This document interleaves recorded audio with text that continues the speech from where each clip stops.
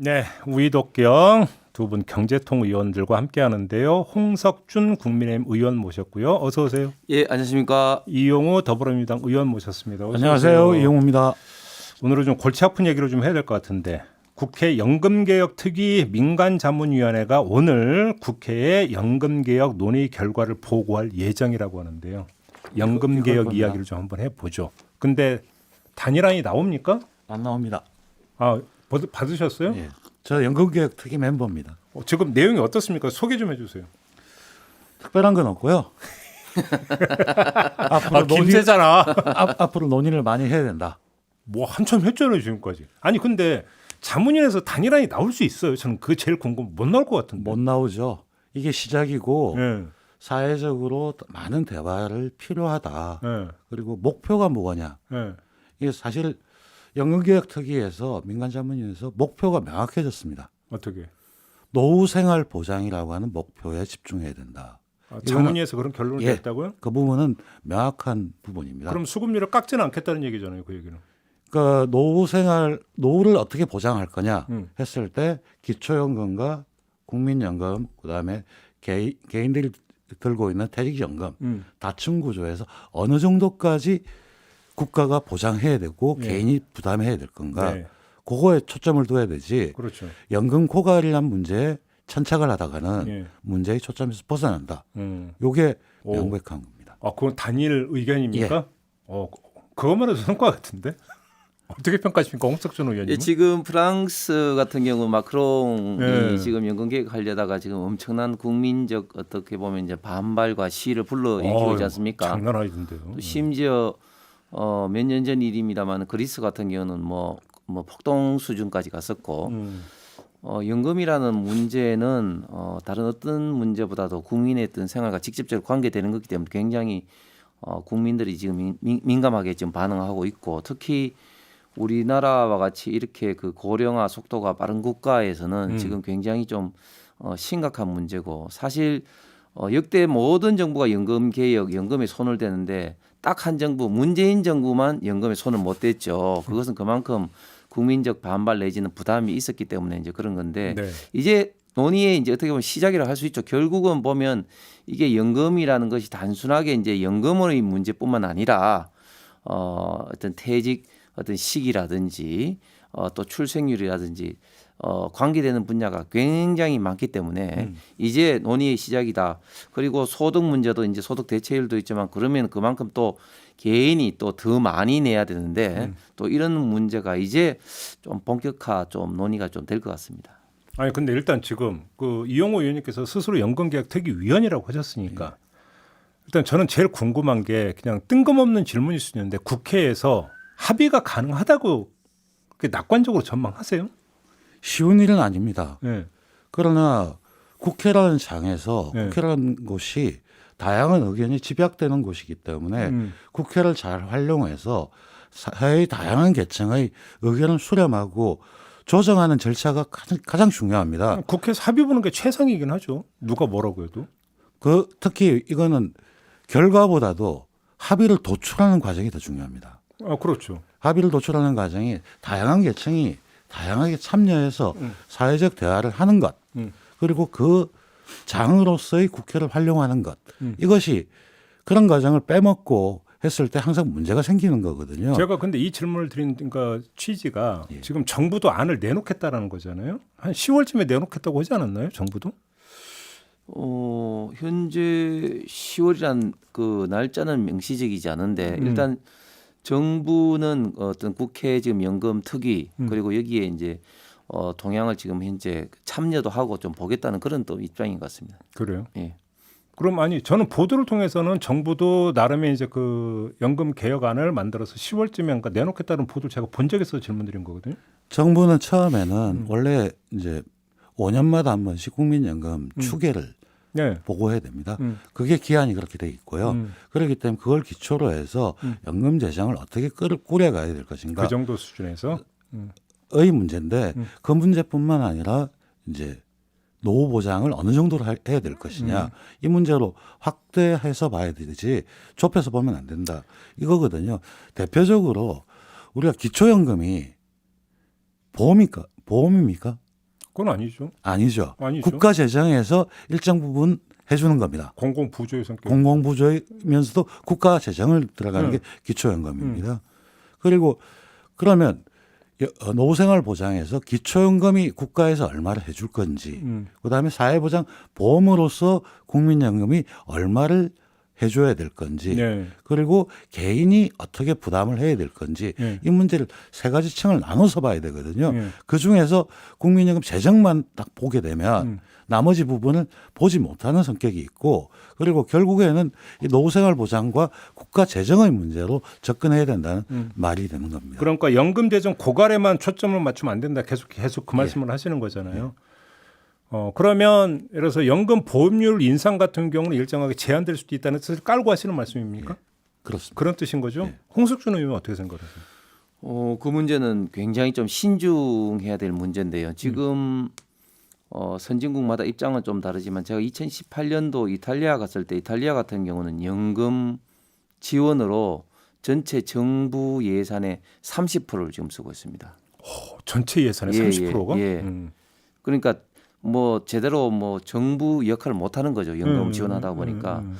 그래서 이제 밑 빠진 독에 이제 물 붓기식으로 이제 연금에 이제 한번 돈이 들어가면 되는데 과연 이제 이 문제를 이제 어떻게 접근하느냐. 방금 이용호 의원도 말씀하신 것처럼 크게 보면 이제 공적 연금으로 국민연금과 기초연금이 있고 그다음에 또 사적 연금으로 이제 퇴직연금으로 나눠 볼 수가 있는데 이 부분에 국가가 현재 100% 지원을 하는 것이 지금 기초연금인데 이 부분과 국민연금, 이 공적 연금을 어떻게 바라보느냐 식인데 저는 우리나라처럼 이렇게 급속도로 고령화되고 지금 가만히 놔둬도 지금 국민연금이 지금 2055년이면 지금 고갈된다고 보고 있는데 이런 어떤 상황에서 섣부르게 재정을 좀 확대를 한다 이런 방안은 나중에는 모르겠지만 지금 처음부터 그런 식으로 방향을 잡으면 이거는 좀 굉장히 좀 재정적으로 하기에는 나중에는 좀 골치 아픈 그런 사태까지 그 볼 것 말씀은 이제 같습니다. 결국은 부득이하게 보험료를 올릴 수밖에 없다. 이 말씀을 하시는 거죠? 그렇습니다. 결국은 이제 소득 대체율과 보험료를 동시에 연동해서 봐야 되니까요. 그래? 근데 그 실제로 보면 국민연금이라고 하는 게 적립식과 부가식으로 돼 있고요. 예. 그러니까 부가식 그 재정이 필요하다는 게 바로 기초연금 일부하고 그다음에 실제 투입되는 게 2055년이 되는 겁니다. 고갈되는 시점에. 그러면 그 시기를 어떻게 늦출 건가? 그때의 재정 구조를 어떻게 봐야 될 것인가? 어느 정도 부담할 것인가의 문제를 접근해야 됩니다. 근데 우리가 특히 통계적으로 보면은 우리나라가 노인 자살률이 10만 명당 46.6명입니다. 엄청 높죠. OECD 평균 17명이거든요. 그러니까요. 가장 높고 그 노인 빈곤율이라고 해서 그 세대에 있어서 중위소득의 절반 이하가 되는 게 노인 빈곤율인데 약 40%입니다. 그러면 이분들이 우리나라에서 경제생활을 다 하고 은퇴를 하고 난 다음에 그 중위소득의 절반도 안 되는 빈곤 상태에 있어서 살아갈 수 있느냐 이 문제이기 때문에 이분들한테 어떻게 노후 생활을 어느 정도까지 보장해 줘야 될 건가 이 문제를 접근할 수밖에 없다는 것이죠. 근데 제가 일단 구조적인 문제를 한번 좀 제가 질문 드려볼게요. 지금 그 연금 재정 고갈 그 위기 이야기가 나오는 가장 핵심적인 문제는 구조적으로 지금 저출산 문제가 깔려 있는 거 아닙니까? 저출산이다 보니까 경제활동 인구가 늘어나는 게 아니라 오히려 줄어들고 그러니까 연금 가입자가 줄어드니까 당연히 납부액이 줄어들고 그러니까 연금 고갈로 갈 수밖에 없다라는 구조적인 문제를 안고 있잖아요. 네. 이걸 어떻게 해결할 겁니까? 결국에는 네. 이건 국가가 해야 될 일입니다. 그러니까 재정으로 보조해야 된다 이렇게 보시는 그렇죠. 겁니까? 궁극적으로는. 근데 그 시기를 어떻게 늦추고 그다음에 부가 방식을 어떻게 바꿈에 따라서 재정 부담을 어느 정도까지 우리가 지속 가능한 재정을 갈 것이냐는 문제고요. 특히 이제 바로 저출생 이 문제에서 재정 문제로만 본 게 가장 큰 함정입니다. 납입한 것과 운용해서 줄 돈 예. 이렇게 되면 경제적으로 투입과 산출로 딱 계산이 되지는데요. 예컨대 돌봄이라든지 이런 사회 간접 자본이 있지 않습니까? 그런 부분이 확충이 되고 아이를 낳아서 키우는데 큰 문제가 없는 사회가 되면 이게 경제의 외부 경제 효과인데요. 출생률이 높아질 수가 있습니다. 그렇겠죠, 물론. 그렇기 때문에 국민연금을 수익률 자체로만 탁 봐가지고 돌봄이라든지 노인 요양이라든지 이런 부분이 안 됐을 때와 그냥 그런 부분이 좀 더 갖춰질 때 출생률을 자연적으로 높여질 수 있는 그런 정책과 같이 가야 된다. 그 말씀은 맞는데 역대 정부를 통틀어 봐서 저출산 대책을 내놔서 지금 효과를 본 경우가 거의 없지 않습니까? 까놓고. 큰 효과가 보지 못했죠. 네. 근데 가장 구조적으로는요. 실제로 우리나라가 산하 제한 정책을 폐지했던 게 95년이거든요. 아, 근데 그때였어요? 예. 되게 95년인데 네. 우리나라의 인구가 합계 출산율이 1.9가 됐던 게 87년인가 88년입니다. 사실은 87년, 88년부터 했어야 되는 정책입니다. 되게 늦었네요. 그러니까 이미 엇박자를 했던 거고요. 예. 그 과정에서 아이들을 키우기 좋은 환경으로 계속적으로 투자가 있어야 되는데 그 부분에 투자가 일어나지 않았던 것들이 구조적인 문제고 인구 문제는 굉장히 긴 시각으로 그렇죠. 따박따박 가야 되는데 지금도 그 돌봄 저출생 예산이라고 하는 것도 보면 실제 저출생 예산일지 이런 부분 면밀하게 따져봐야 될 부분이 있습니다. 알겠습니다. 아무튼 국가 재정은 불가피하다. 이 말씀인데. 저는 그 경제 전문가인 이영호 의원이 말씀 듣고 상당히 놀랐는데요. 과연 이런 식으로 과연 민주당이 보고 있구나 하는 것을 다시 한번 느꼈습니다. 연금이라는 것은 지속성이 담보가 돼야 되는 겁니다. 이게 2055년도에 연금이 이제 끝나는 걸 전제로 하고 그때는 재정 투입을 해야 된다. 이런 거는 공당으로서 특히 지금 국회 제1당으로서 굉장히 저는 무책임한 말이다. 얘는 어떻게 우리 때 좀 돈 쓰고 미래 세대 그냥 부담을 그대로 다 넘겨서 국가 재정으로 그때 되면 국가 재정은 더 지금보다 훨씬 악화가 됩니다. 그것은 정말 미래 세대에게 정말 그 씻을 수 없는 저는 책임 전가에 불과하다. 확실하게 이제 여기서 확연한 입장차가 지금 이제 나오고 있는 아니 거거든요. 연금이라는 게 지속성이 없으면 그거는 이제 그걸로 끝인 겁니다. 근데 자, 그래서- 독일의 경우를 보면 네. 독일은 이미 부가식으로 바뀌었습니다. 자, 그래서 저는 지금 이제 연금이 이제 88년도 노태우 대통령 때 선택적으로 시작됐고, 그다음에 이제 김대중 대통령 때 이제 의무 가입을 지금 하도록 되어 있습니다. 그 이후에 그 88년도부터 지금 현재 이런 어떤 보험률이 이제 9% 소득의 9%로 지금 현재 변동이 없고 소득 대체율은 계속해서 좀 떨어지고 있는 그런 상황인 거죠. 그래서 저는 국회 논의 과정에서 결국은 이제 국민의 어떤 합의가 쉽진 않겠지만 우리 미래 세대에게 부담을 좀 그래도 좀 줄이기 위해서는 연금을 이번에 결국은 손을 대야 되는데 어떤 식으로 손을 대야 될 것이냐. 결국은 지금 연금을 납부할 사람이 그래도 조금이라도 더 있을 때 저는 보험료를 올리지 않으면 나중에는 연금 낼 사람도 없는데 보험료를 올려도 아무런 어떤 효과가 아마 없게 될 겁니다. 네. 그래서 저는 결국은 좀 보험료를 좀 높이는 방향으로 가야 되지 않겠나. 그러면서 동시에 우리가 또 고민을 해야 될 게 퇴직 연령이라든지 이런 어떤 우리나라의 전반적인 이런 어떤 그 고용의 어떤 구조 이런 문제까지 같이 지금 다뤄야 될 것 같습니다. 여기서 이제 확연한 입장차는 확인을 했고 혹시 연금개혁특위나 민간자문위원회에서 그러니까 논의가 된 걸로는 저는 보도를 접했는데 보험료 인상은 불가피하고 다만 인상폭을 얼마나 할 거냐 뭐 15%, 12% 현행 지금 9%잖아요. 그걸 뭐 많은 15%까지 올려야 된다. 아니다 너무 그러니까 가파른 인상이라 국민저항이 있을 거다. 12%로 가야 된다. 이런 얘기가 나왔다는데 맞습니까? 민간자문위에서 논의가 됐지만 예. 합의도 되질 않았고 그건 보고되지 않았습니다. 그럼 의원님 개인 생각으로는 보험료를 아예 손을 안 대도 된다고 보시는 거예요?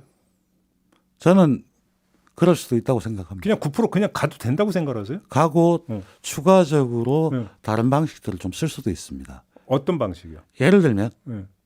이건 아이디어 차원인데 네. 기업의 저는 법인세를 조금 낮춰주고 대신에 그거에 해당하는 걸 기업이 추가 납부해서 국민연금 재원으로 쓸 수도 있다고 생각합니다. 잠깐만요. 그러면 지금은 그 기업에 고용된 노동은 반반씩 내잖아요. 반반씩 내는데 근데 반반이 아니라 3분의 1, 3분의 2 뭐 이런 식으로 간다는 뭐 거예요. 한 2, 3% 기업이 근데 그거에 해당하는 법인세를 내려주면서 네. 오히려 이제 미래를 위해서 추가적으로 납부를 할 수 있는 근데 그렇게 되면은 직장인과 그 지역 가입자 간의 편차가 너무 많이 발생하지 않나요? 그럴 경우 이제 지역 가입자들에 대해서 예. 지역 가입자는 사실 보면 지금 이제 우리가 실업보험이라든지 다른 방식으로 할 부분이 있기 때문에 이제 국가가 좀 더 추가 적립해 줄 수 있는 여지가 생길 수 있고 있죠. 하여간 지금 하나의 아이디어가 나오는데 홍석준 의원님 어떻게 생각하세요? 저는 그것은 편법에 불과하고 이게 지금 현재도 기업이 부담하는 몫이 지금 적지가 않습니다. 지금 연금도 지금 50%를 하고 있고 또 뭐 지금 산재라든지 또 그 보험이라든지 다 하고 있는데 더 이상 기업의 부담을 지우는 것은 저는 바람직하지 않고 결국은 저는 전공법으로 가야 된다. 결국은 보험료를 결국은 어느 정도까지는 저는 인상할 필요성은 저는 불가피하다고 봅니다. 조금 전에 말씀드린 것처럼 이제 우리 인구가 지금 이제 그 베이비 붐 세대가 이미 이제 은퇴를 이미 직장은 시작하고 그나마 그래도 50대가 지금 있는데 지금 현재 또 40대 갈수록 지금 오히려 생산 연령 인구에서 세대별로 인구가 지금 이제 줄고 있습니다. 그렇기 때문에 지금 손대지 않으면은 예를 들면 10년 후에 손대면 이건 효과도 별로 없는 그런 어떤 제도가 될 겁니다. 단지 이제 국민의 어떤 합의와 그리고 속도의 문제인데 저는 이런 면에서 국민적 합의를 이끌기 위한 어떤 국회에서 논의를 해야 되지 이런 것까지도 국회에서 논의를 하지 않고 당리당략으로 어떤 국민의 어떤 그런 어떤 표 때문에 이걸 피한다면은 저는 국회의원으로서 피할 수 없는 씻을 수 없는 저는 그런 과오를 범한다. 제가 지금 기업의 부담을 늘리자는 소리가 아닙니다. 현재 들어가는 부담에 있어서 근데 결국은 기업은 그러니까 법인세의 부분을 결국은 이런 소고 한 번만 쓸게요. 똔똔. 그죠? 네. 법인세 낼 돈을 그냥 조금 국민연금 일부를 그러니까 어차피 기업이 추가 지출되는 건 아니다. 이 말씀이신 그렇죠. 거잖아요. 그러면 그러니까- 결국은 법인세 들어갈 국고 재원이 또 주는 거 아닙니까? 그렇죠. 근데 뭐 반도체 한다고 해서 세금 깎아주는 거나 우리 사회가 이 문제는 우리 사회가 이 상태로 지속 가능할 건가 이 문제를 접근을 해야 되고 지속 가능하기 위해선 재원을 누가 부담해야 될 건가의 질문으로 들어갈 수밖에 없고 그게 바로 국가가 해야 될 역할이냐 예. 아니냐의 문제이죠. 그다음에 알겠습니다. 이렇게 확인한 시각차를 확인했고 두 번째 소득 대체율인데요. 저 같은 경우는 고상하게 표현한 프리랜서 현실을 반영해서 일용 근로자인데요. 그러니까 저는 퇴직금이 없어요. 쉽게 얘기해서. 그래서 1년에 한 번씩인가 1년에 두 번씩인가 날아오더라고요. 귀하가 지금 납부하는 그 연금보험료를 언제까지 납부하면 귀하가 몇 살이 됐을 때 얼마 그 수령이 가능합니다라고 오던데 택도 없어요. 이거 갖고 못 살아. 거기서 기초연금 받는데도 못 살아. 근데 만약에 소득 대체율을 더 낮추면 더 못 살거든요. 이거 손대는 것도 좀 문제가 있는 거 아닙니까? 그렇기 때문에 아까 제가 말씀드렸듯이 예. 우리나라 소득 대체율이 한 37% 정도 되고요. OECD 평균이 51%입니다. 차이 많이 나네요. 많이 나죠. 예. 그러니까 바로 거기서 국가가 어느 정도를 해줘야 될 것과 개인이 납부할 게 얼마일 것과 그다음에 예컨대 사적으로 퇴직연금을 통해서 할 수 있는 부분이 얼마가 돼서 예.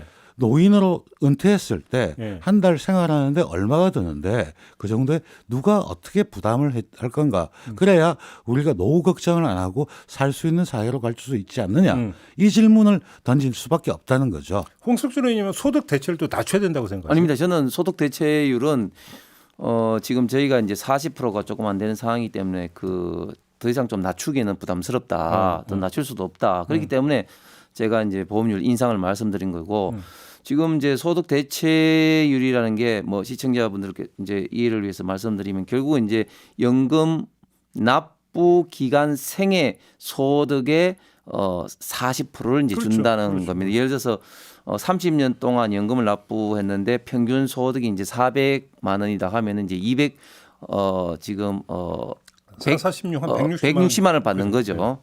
그렇기 때문에 저는 이 부분은 좀 낮추면은 결국은 이제 어떤 노인 세대의 기본 어떤 생활이 좀 문제가 된다. 이 부분은 이제 할 수는 없고 이 부분에 대해서는 충분히 저는 뭐 일부는 올리더라도 더 이상 이제 낮춰서는 안 된다. 단 또 이런 부분도 좀 생각해 볼 수가 있는데 과연 연금 수령 시기에 소득 대체율을 예를 들면은 뭐 65세부터 사망 시까지 그대로 가는 것이 맞는지 아니면 소득 대체율도 조금 예를 들면 나이에 따라서. 나이에 따라서 조정해야 맞는 건지 이런 거는 전문가들의 입장에서 좀 많이 좀 갈리고 있다고 말씀드립니다. 근데 요 문제 하나 아까 조금 전에 이제 그 이용호 의원님이 계속 제기했던 문제도 예를 들어서 노후에 생활하는데 수입원이 국민연금도 있고 기초연금도 있을 수가 있으니까 지금 윤석열 대통령은 기초연금을 40만 원으로 올린다고 하지 않았나요? 그렇습니다. 공약이었죠. 공약이었죠. 네, 이건 네. 실현 가능한 겁니까?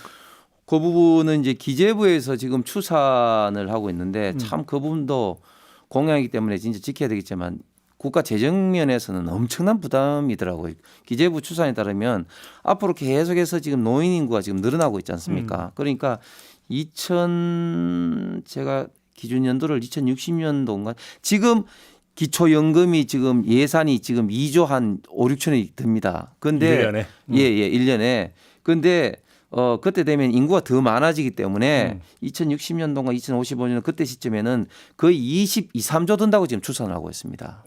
그렇게 확 늘어요? 인구가 그만큼 와. 노인 인구가 많이 늘어나니까요. 네, 네. 그래서 이게 재정으로 이게 한다. 이게 되는 순간에 국민연금을 마련하고 재정을 한다는 순간에 제가 말씀드렸던 이탈리아 같은 그런 어떤 예산 투입을 지금 해야 되는 겁니다. 그러니까 지금 말씀은 이 뉘앙스는 뭔가 좀 안 될 수도 있다라는 어떤 이 뉘앙스로 들리는데 네, 맞습니까? 그 40만 원은 여야 공통으로 냈던 공약입니다. 그리고 그거에 대해서는 저희 당은 해야 된다는 입장이고요. 근데 만약에 그래서 10만 원이 더 오르면 노인소득 보장액이 올라가는 것 때문에 소득 대체율을 더 안 올려도 된다라는 얘기로 소득 연결될 대출이 수 조금 올라가게 되죠. 그러니까 그리고, 결과적으로는 그렇게 예. 되는 거잖아요. 그리고 민간자문위원회에서 나온 안 중에 재밌는 게 있습니다. 현재 기초연금은 하위 70%만 주게 돼 있습니다. 네. 그래서 상위에 있다 보면 기초연금이 줄어드는 현상이 발생하는데 그건 없애자. 그러니까 아니 보편 지급 다. 그렇죠. 밑을 깔고 네. 그다음에 이제 논의를 하자. 그러니까 두 단계를 취할 수가 있을 겁니다. 기초연금에 대해서는 예. 일단 70% 주는 걸 100%를 다 하고 그 1단계고요. 그다음에 금액을 좀 더 올려가는 순차적으로 이런 방법을 쓸 수가 있을 야, 겁니다. 민주당 안대로 하면은 지금 재정이 끝도 없는 거죠. 아니, 이거 자체가 오히려 지금 잠깐만요. 70%보다는 이제 40만 원 올리면은 차라리 조금 하위 뭐 50% 한다든지 그런 방안은 할 수 있어도 일단은 100%다 주고 또 이제 하자하면은 그 재정을 어떻게 지금 감당하시려고 그렇게 무책임하게 말씀하시는 이용호 거겠습니까? 의원님 말씀해 주세요. 가능해요? 충분히 가능하고요. 네. 우리나라의 세제 문제에 대해서 본격적으로 논의를 시작해야 됩니다. 세제를 건드려야 된다. 왜냐하면 우리가 제가 지속 가능한 사회를 위해서 우리가 써야 될 돈이 얼마인지에 대한 추계가 필요하고요. 그거를 누가 어떻게 부담할 건지 이 문제를 논의하지 않으면 앞으로 한 걸음도 나갈 수가 없습니다.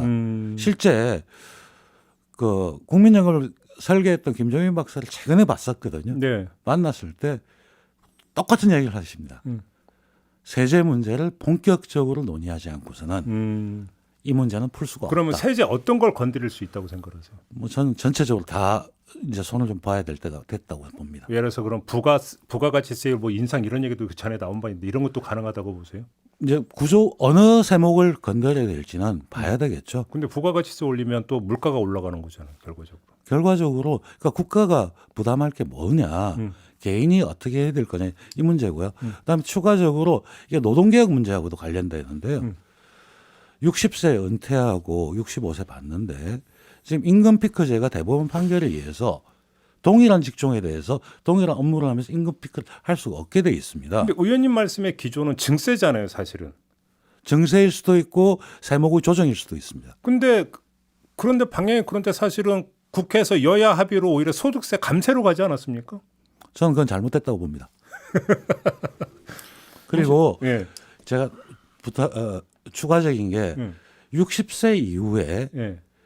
그 탄력적으로 일할 수 있는 직종이나 이런 것들을 많이 발굴하게 되면 그건 중요하죠. 예. 그렇게 되면 60세 이후에 소득이 나오는 거거든요. 그럼 또 세금도 이제 그 납부를 해야 되죠. 납부도 되고 또 하나는 아까 국민연금의 전체 노후 생활 보장에서 소득 대체율 있지 않습니까?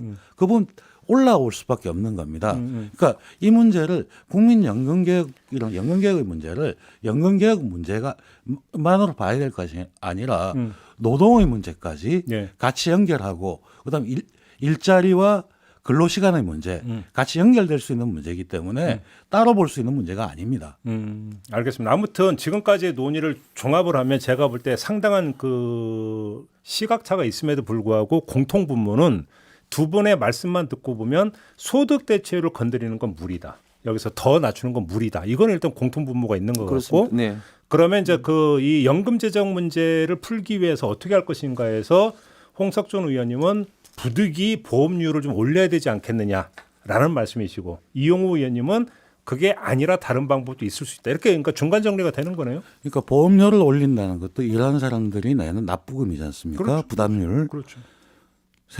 세목을 조정하는 것도 부담입니다. 그러니까 우리 사회가 지속하기 위한 재정을 위해서는 얼마의 재원이 소요되고 그 재원을 기꺼이 누가 부담해야 할 건지 이거에 대한 논의고 그렇기 때문에 이게 국회에서 논의될 수밖에 없는 지금 사안인 더 거죠. 그랜드 디자인으로 세제 전반을 그 손봐 가지고 국가 재정을 좀 더 확충한 다음에 재정 투입 여지를 넓히자 이 얘기 이제 그것도 충분히 그런데 가능합니다. 이제 그 완전히 이제 이야기가 다른 게 이제 이 그 보험료의 문제는 자기가 나중에 이제 퇴직 이후에 수령할 연금에 대한 어떤 부담이기 때문에 사실은 보험료율 올리는 것도 사실 쉽지 않습니다. 굉장히 어려운 그럼요. 과정을 겪겠지만 그래도 본인이 조금 이해하는 면이 있는데 어차피 나한테 올 거니까. 예, 그런데 이게 세금을 올리는 문제는 저항이 더 심할 거다. 엄청나게 더 심할 뿐만 아니라 제가 볼 때는 민주당이 더 이용호 의원이 말씀했지만 더 강력하게 반대할 거다. 그렇게 이제 말씀드리고 싶고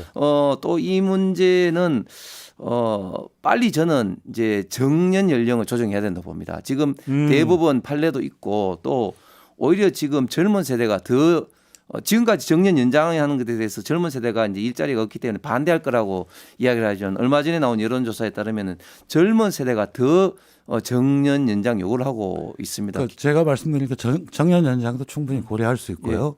그리고 근로시간.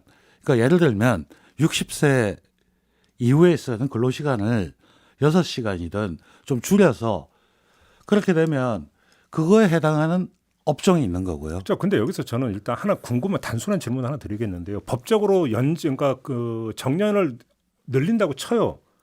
그러면 기다리고 있었습니다. 노인 일자리가 보장이 됩니까? 근데? 그러니까 보장이 아니고 네. 회사의 입장에서 보면은 그거에 해당할 수 있는 일들이 있습니다. 있습니까? 예. 그러면 정년 연장이 되면은 그에 해당하는 만큼 정비례까지는 안 된다 하더라도 상당 부분이 늘어날 수는 있다고 그렇습니다. 두 분이 공히 전망하시는 겁니까? 그 저희가 정년 60세를 정할 때 그리고 국민연금 88년도 만들 때 그때 그 평균 수명이 70세였습니다.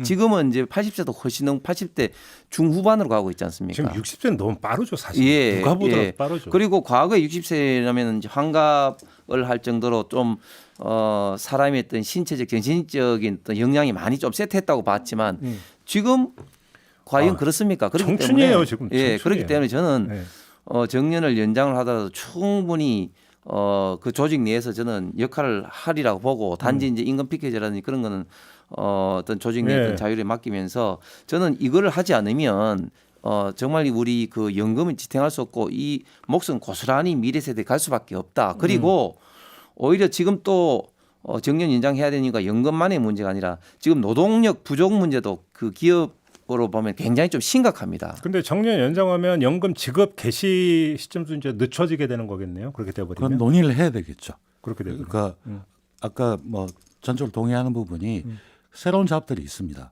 있습니까? 예, 충분히 그러면서 그랬을 때 소득 대체율이 얼마가 되고 노후 생활에 어느 정도 부담이 될 건지 이런 것들을 감안을 해야 되는 거고요. 그렇게 되면 충분히 논의를 할 수 있는 것입니다. 알겠습니다. 그렇기 때문에 또 하나는 이건 바로 정년 연장도 일종의 제도적이지만 또 노사 간의 협의가 필요한 사안입니다. 그러니까 지금 이 말씀은 연금개혁을 연금개혁 그 자체를 볼 것이 아니라 우리 사회가 지속하기 위해선 노사관계와 노동개혁과 근로시간의 문제 납부의 문제 이렇게 접근해서 종합적으로 볼 수밖에 없는 상황이. 연금만 갖고 다룰 게 아니다. 예, 이런 말씀이신 거죠. 알겠습니다. 근데 일단 좀 그 시간이 많이 흘렀기 때문에 요즘은 꼭 드려야 될 것 같은데 연금 개혁만 나오면 국민연금 가입자는 그 얘기를 해요. 공무원 연금이나 군인 연금이나 사학 연금은 왜 손 안 대냐 이런 얘기 많이 하거든요. 이건 어떻게 봐야 되는 겁니까?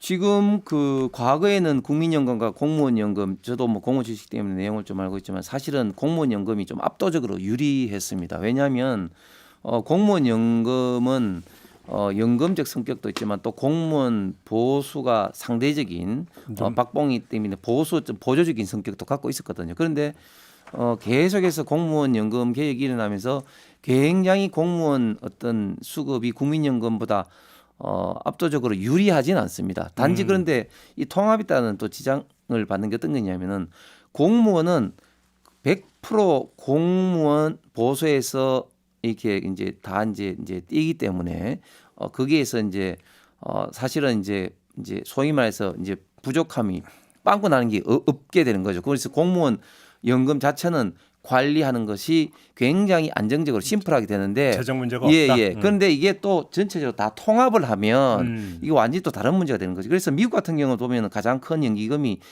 칼퍼스로 해서 그 캘리포니아 공무원 연금인데 별도로 지금 관리를 좀 하고 있기 때문에 이 문제도 그렇게 쉽게 통합을 해야 된다고 말하기는 좀 어려울 것 같습니다. 이용훈님 예, 어떻게 보세요? 저도 뭐 직역구조에 문제가 있으면 통합할 수도 있지만 예. 현재로는 좀 여러 가지 고려할 사안이 많고요. 그리고 공무원연금과 국민연금과의 관계를 어떻게 설정할 거냐 이 문제를 접근하는 게 필요하다고 보입니다. 알겠습니다. 그럼 이것도 의견 통일이네요, 두 분은. 지금 뭐 당장 뭐 통합 이런 거 추진할 지금 단계는 아니다. 예. 민간자문위원회도 그 정도의 답입니다. 네, 알겠습니다. 아무튼 좀 정리를 하자면 소득 대출은 그냥 놔두고 보험료를 그러니까 손을 봐야 되는데 지금 홍석준 의원님 좀 올려야 되지 않겠느냐라는 거고 이용호 의원님은 그렇게 접근할 게 아니라 아예 그랜드 디자인을 지금 해야 될 단계에 왔다. 세제 문제라든지 뭐 정년연장 또는 어떤 노동시장 전반에까지도 어떤 개편까지 염두에 둔 그랜드 디자인이 필요하다 이런 말씀이신 것 같고. 그래서 국회에서 합의는 되는 겁니까? 결론적으로? 이게 하루아침에 합의되는 사안은 절대 아닙니다. 사실 몇 년이 걸릴 수도 있습니다. 제가 그래서 딱 그냥 대놓고 질문 하나 드려보겠는데요. 내년 총선이 있잖아요. 예. 어떻게 되느냐에 따라 이게 총선 민심에 상당히 영향을 미칠 수 있지 않습니까? 총선 전에 합의가 되겠습니까?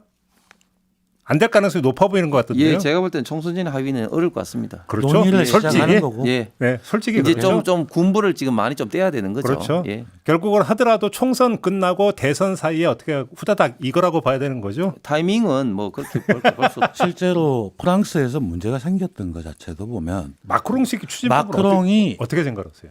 마크롱이 의회의 그 동의 없이 행정적 측면을 해서 일종의 통치권을 행사한 것이거든요. 그러니까 논의를 제대로 하지 않은 채 일방적으로 갈 때 생기는 현상입니다. 이건 그러니까 결국은 어차피 마크롱식 추진 방법이 그러니까 바람직한 건 절대 아니다. 절대 아닙니다. 그러니까 국회에서 일단 합의를 봐야 된다. 그렇죠. 그걸 반대할 사람은 없죠. 합의가 된다면야. 되느냐가 문제인 거지.